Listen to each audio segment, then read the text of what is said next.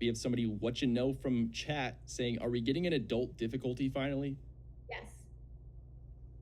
All right, let's fire through these questions. Yes.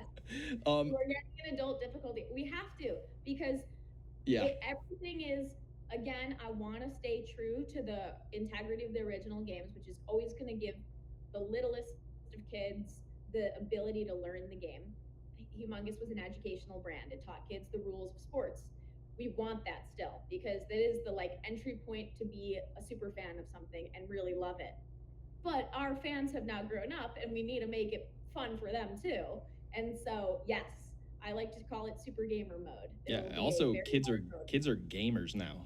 Like, they grow up playing games. Yeah, like the kids are gamers. Also, really funny. I would love to see one professional athlete that does not strike out on their first pitch. One. I've never seen a professional athlete that gets it on their first time. I mean, you saw that when you're at our booth at CubsCon. The kids were destroying the Cubs, and it was amazing. Yeah, I saw a few of them whipping multiple times. Whipping multiple times.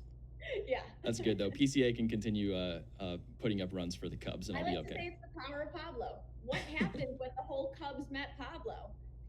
I mean, they have like a great season. I don't want to jinx it. I don't really want to. We should stop talking about it. It's going well. Manifest it. Pablo. Hyped from chat says, when will Star Moonbeam become the main face of backyard sports? And I'll fluff this one up a little bit here. The antagonist kids, they're all kind of, I think they're referred to in like the community as like the clones or generics. And with Star Moonbeam is a code clone of Pete Wheeler. But are we going to get more development on that side of the field? I want to, and that I think the generic kids.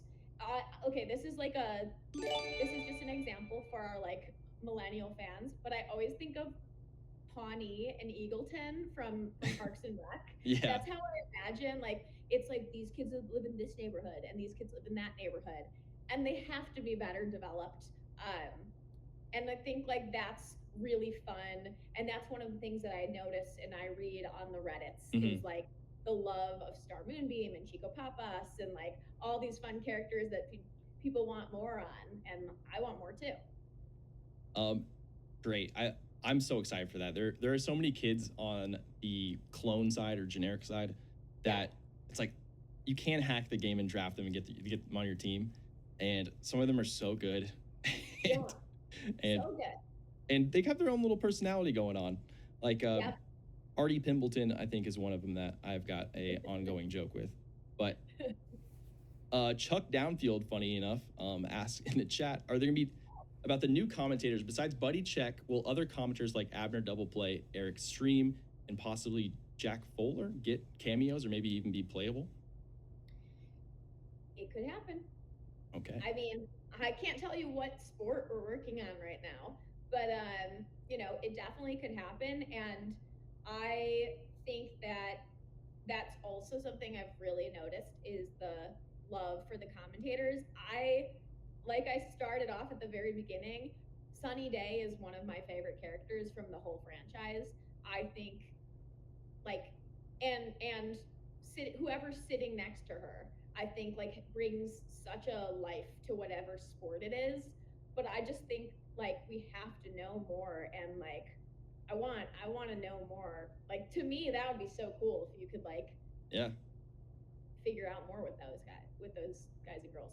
Yeah, I'm very excited for the re-releases, but